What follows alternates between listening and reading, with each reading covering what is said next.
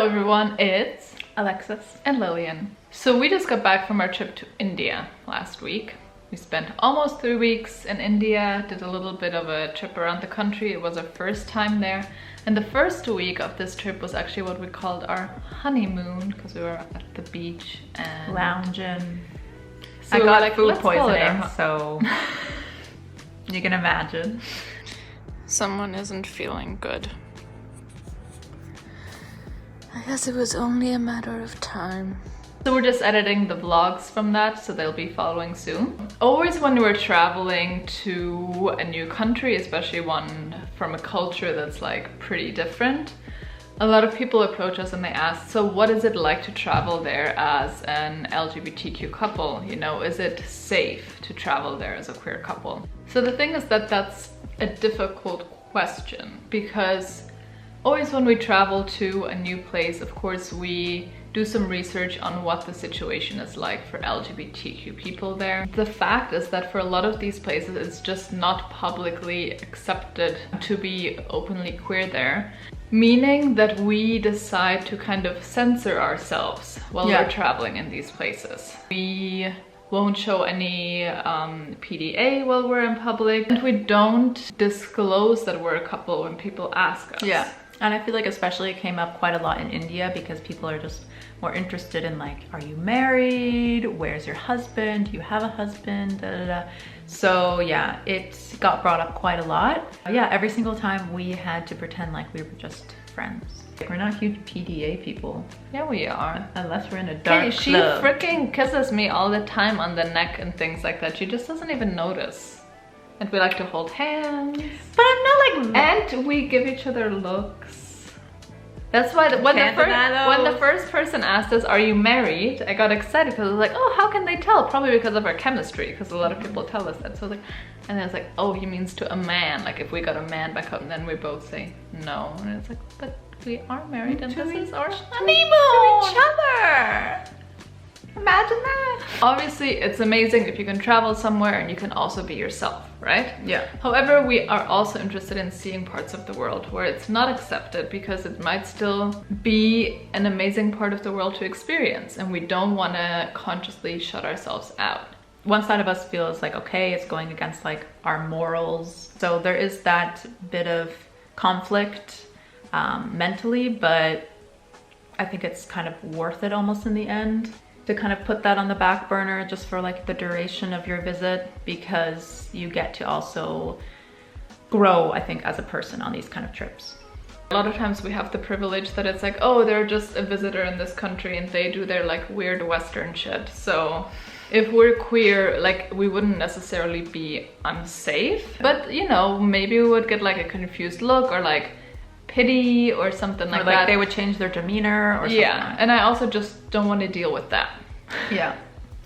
It's usually also like us just not wanting to get into like a weird situation as well, you know? But at the same time, it's like we are very privileged that we can like tuck away this, right? Like we can go as straight passing when it's like, when it comes to the color of your skin, it's like, forget it. You can't just like tuck that away. So we're privileged in that sense, I would say. We can pass as straight if we want to, so that we don't get discriminated against, which not everyone can do. So that's definitely a privilege that we can just, you know, pretend, and then we're treated as equal. We're treated as straight people would be. We actually flew to India with Saudia Airlines with a stopover in Saudi Arabia.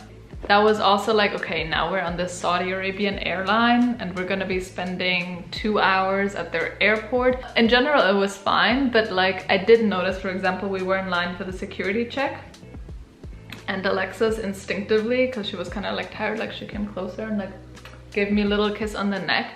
And I like got mad and I like pushed me away. I was like, which then obviously like I felt bad, but I was like, Alexis, like we know that for this part of the trip, we just need to be like safe. And like that obviously then is like, it sucks to have to do that. And maybe we didn't even have to do that, but it's like, sorry, I'm not gonna take my chances in freaking Saudi Arabia. Then I saw this couple, straight couple, obviously from somewhere in Europe. And they were kind of like, you know, the guy had like the arm around her and like she was kind of rubbing his arm. And then I felt envious because I was like, you straight couple don't even have any idea of the privilege that you have. Like, I'm sure they don't even think about it. But then there's the other side of everything where progress doesn't come without exposure, awareness, or education. Like, should I not just push my feelings aside, and as long as I don't feel actually like physically unsafe, just be like, you know what? Just be open about who you are so that people in those parts of the world also see, okay, there is same-sex relationships out there, and like the people are nice, and like it's not harming super anyone. Terrifying to just normalize it and get some exposure there. I don't know if that would help, but just there's a part of me where I'm just like, I want to be my authentic self, and I do want to normalize it because, you know, without having more exposure, you're never gonna get anywhere. So I'd love to hear from all of you, how do you do it? Do you only visit places that are known to be welcoming and safe for LGBTQ travelers? And when you do travel to places that might not be known to be queer friendly, how do you go about it? Yeah, exactly. Like, do you censor yourself, or are you your queer unapologetic self and just let the consequences run their course and hope for the best? Let us know in the comments. So, I was addressed as sir several times in India, especially at the frickin' airport. I don't have long hair, big boobs, I'm not wearing a dress, so then I'm not classified as a woman. Okay, cool. In India at the airport you have to go into a separate line for ladies and gents to do your security check, where they like scan your body.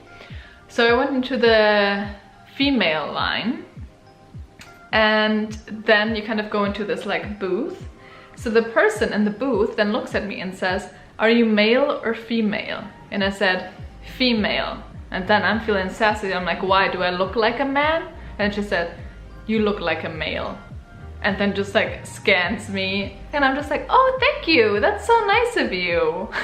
See, that's another privilege, because I can only imagine what it must be like to be traveling as someone who's trans. Oh my god. Who's like visibly trans, or like non-binary, and like really pushing the binaries, you know, because it's like, it's tough out there. It really sucks when you go to places where it's just like a woman has to look a certain way and a man has to look a certain way. Things like that, they just make me be like, well, fuck it, now I just want like long hair again. But then I'm like, no, but I don't want long hair because to be honest, I don't look very good with long hair. But I don't want long hair just to like please the ideas that people have of a woman. Yeah. Look forward to our India vlogs, because we did have a hell of a time and it was quite entertaining, and yeah, just a whole experience. So we're editing them now.